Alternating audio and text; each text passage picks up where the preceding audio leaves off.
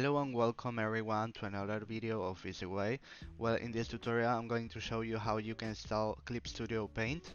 So the first thing you have to do is to go to the link in the description, clipstudio.net, and then you have to press the free trial.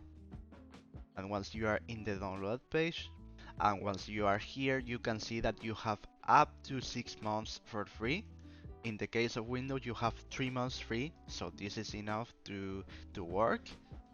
And even if you finish your 3 months, you can always create a new account, so this is very useful, and the download will start automatically. So once the download finishes, you can double click to open the installer. As you can see, it is starting to prepare the installation, so we have to click next. So we have to accept the terms of service.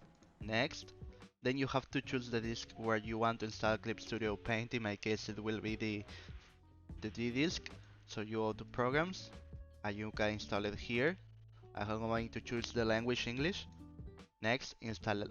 Okay, so once the installation finishes, you can press this button. That is the only one you can press. And now you can open the application like me. So I'm doing it. As you can see, next. So you can check these boxes or not. It doesn't matter really. And once you're here, this is setup.